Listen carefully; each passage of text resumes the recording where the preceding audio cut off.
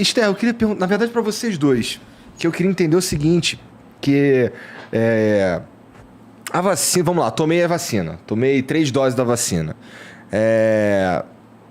Eu tô protegido e protegendo também pessoas ao meu redor, ou eu tô protegido e não tenho nenhum impacto com as pessoas ao meu redor? Por exemplo, se eu tomei a vacina e você não, qual que é essa relação? Então, a relação depende de quantas pessoas tomaram. Então, se eu não tomei e todo mundo tomou, de quem que eu vou Não vai pegar de ninguém. Então, a proteção é assim, quanto mais você tem gente...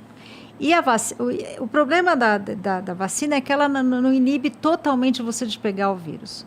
Mas seguramente ela inibe um pouco e diminui também o período que você transmite. Isso é importante falar. Então, são duas coisas que fazem, e que não é que é só que diminui o seu risco de evoluir para casos mais graves. Isso ela faz.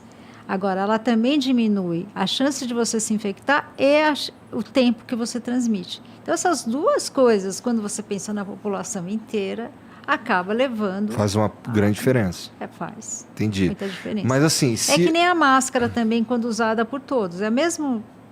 assim, não é 100%. Mas ela vai pondo barreiras no caminho que você diminui. O cara que não toma vacina, ele é um risco só para ele? Ou ele é um risco para quem tomou a vacina também? Ele também é para quem tomou, porque principalmente porque algumas pessoas, principalmente as pessoas que que são imunossuprimidas ou que estão tomando medicamentos, a vacina funciona de forma pior. E essas pessoas estão morrendo mesmo tendo sido vacinadas.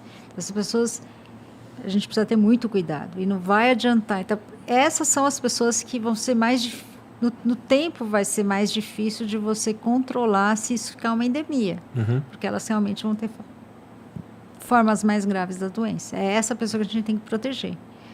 Então, por sorte não, por muito trabalho da ciência, tem agora esses medicamentos que vão ser um alívio para isso, né? Cada vez mais você vai poder, lógico, ainda muito caros, ainda nem foram aprovados no Brasil, é bom dizer, né? Ainda estão entrando, acabou semanas que os estudos acabaram e que eles vão começar a pedir o registro nos vários países. Mas eu acho que isso vai ser uma coisa importante para esse grupo. Mas, se não, esse grupo é muita chance deles morrerem de Covid. O imunossuprimido, ele tem alguma limitação na vacinação ou no remédio? Ele não pode tomar vacina, sei lá. Não, ele toma vacina, mas a vacina não funciona tão bem porque o sistema imune não consegue responder da mesma forma que uma pessoa que é imunocompetente. Então, até protege um pouco, mas eles têm casos mais graves. Menor a proteção, né? Tá. A proteção é menor. A nossa população, assim, eu não estou tentando defender o cara que não toma vacina, não, é só para entender mesmo, tá? Porque assim, a gente tem várias... Tá acontecendo aí... tem várias discussões sobre passaporte da vacina, não sei o que e tudo mais, obrigatoriedade da vacina. Eu vou chegar no ponto que eu quero, mas antes... a população de imunossuprimida, de pessoas com esse problema, ela é bastante significante, um número significante no Brasil, a ponto da gente precisar impor as pessoas a se vacinar, ou essa imposição da vacina obrigatória, por exemplo, se rolar, ela não tem a ver com esse grupo, é mais um... Ou é fácil de controlar esse grupo de imunossuprimidos aí? A gente tem existe um controle? Todo mundo que toma quimioterapia, por exemplo, você conhece alguém que fazia tratamento para câncer? Não conheço, graças a Deus. Entendeu? As pessoas têm que pensar, eu conheço várias pessoas próximas, ou talvez seja faixa etária, entendeu? Sempre tem, entendeu? É bastante, eu não sei te dizer, nunca pensei por esse lado, né? Quantas pessoas. Porque mas assim... são muitas pessoas, não é pouco, não. É que eu queria entender e dissociar também o que está sendo decisão política e o que está sendo decisão científica. Porque, assim, o Bolsonaro, por exemplo, ele fez uma aposta nas pessoas ficarem doentes... Imunidade de rebanho. Ele fez uma aposta nesse sentido, fez uma aposta no sentido da cloroquina, dos outros remédios e tudo mais.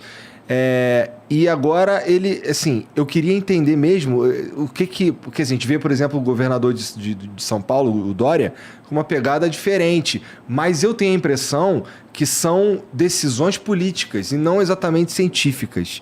Então eu te pergunto sobre a obrigatoriedade da vacina, se ela é realmente um movimento que a ciência acha que é interessante, ou se isso é apenas decisão política de algum engravatado, alguma coisa assim. Era isso que eu queria saber, no fim das contas. O que você acha? Então, assim, eu não sei se a gente pode dizer que principalmente numa epidemia, que é uma questão que tem tantas pessoas e mexe com tantas coisas, que é uma decisão científica só. Eu acho que não dá para fazer o que foi feito, que é negar, e num raciocínio cada vez mais negacionista. Mas na hora que vamos tentar tirar esse tipo de... Não dá nem para discutir. Então, pensar aqui. Agora nós estamos aqui com um grupo.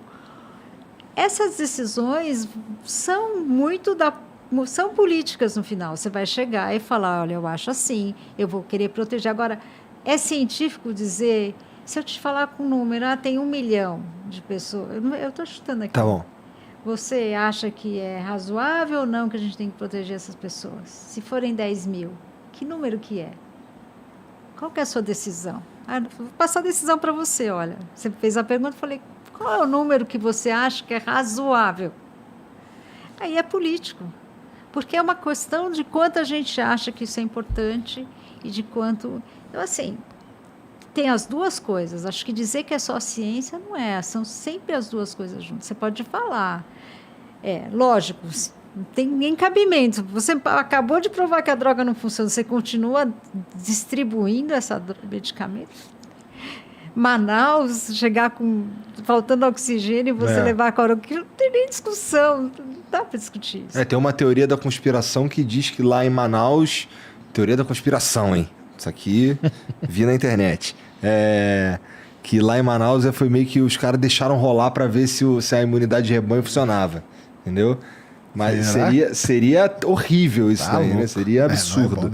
Mas eu entendi o que você está dizendo, então. Assim, qual que é o número? Qual que é o cutoff? O que a gente... E todo esse tipo de decisão, que no tempo a gente vai ter que criar regras antes de ter a epidemia. Porque o melhor seria se a gente pensasse um grupo de regras de como a gente vai agir numa epidemia.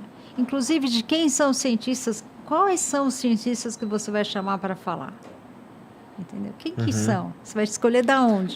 Porque a gente viu alguns cientistas indo falar uns absurdos também, então, né? você tem que ter eu acho que isso é muito importante, que se formem câmaras científicas com definição de como você escolhe essas pessoas, elas são indicadas por quem,